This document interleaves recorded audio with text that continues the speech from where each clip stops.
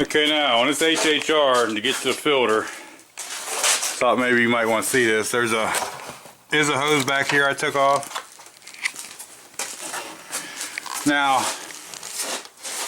there's a hose clamp right here to take off, and then the wire for the mass airflow sensor is right up under there too. You got to look up under there, press the tab, and pull it out. Okay, now I've already got that one loose, but I loosened it up down there too, just because I want to look in the throttle body. You don't really have to do the bottom one. And then what you're going to do is, you can see right back here, you can't really see, but there's some rubber grommets. You're going to have to pull that thing pretty hard. It's going to feel like you're going to break it. But once you get that off of there, you can see the little nub in there, little nub in there that fits into these. Now, then you got to take these screws out. To me, that's a dumb idea. Okay, just so you can see, right here is the mass airflow sensor wire. Be careful, don't poke, prod, or anything inside there. And like I say, it's pretty simple once you get it off. So like I say, the hardest part's getting this cover off. And you got the clamp here, the mass airflow sensor. There's one here and two back here. And that's what they look like in the back. That's what the one in the front looks like. And then I just, like I say, I took this off because that's dirty in there too. So anyway, after you get that off of there and you pick the back of it up feeling like you're going to break it in half, you can go around and take all these screws out,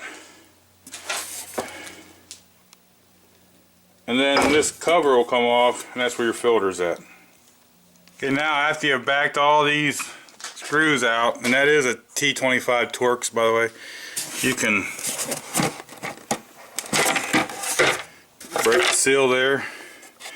If you notice, the daggone thing has a hole in the bottom. But anyway, here's your air cleaner. Looks like this one could use a little changing. And then you're going to want to reverse the order to put it all back. Okay, now with the new air cleaner, we can just shove that down in there, lay this back up there, and tighten them bolts back down.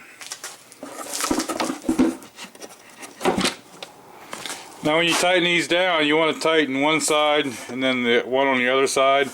Make it all go down even. And remember, these go in the plastic, so don't over tighten them. Now I put a little bit of lubricant on these. Silicone spray works good. And then we can put this back on. Okay, now it's basically the same thing as taking it off.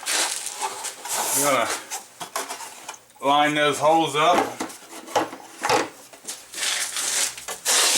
so I can see they're back there. Get this out of the way here. I don't understand why they would even do this. To me, this is a pain in the ass. That one's on. That one's on. Get this heat, or this air intake hose out there. Alright. Now that's on. All we gotta do now is tighten this up. And I gotta tighten one up down there too, because I had them both loose. But that's how you, I know it wasn't a very good video, but that's kind of how you do the air cleaner. Now you got this hose right back here. It goes back on, then you gotta tighten that clamp.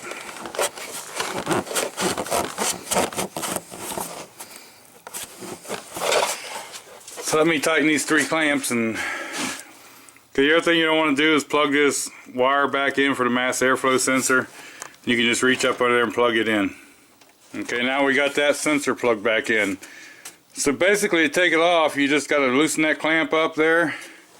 I usually take this one off down here, that air intake for the outside air. And once you get those off, it just pulls up out of them rubber grommets. I don't know, I just don't like the idea. But anyway, that's how you do it.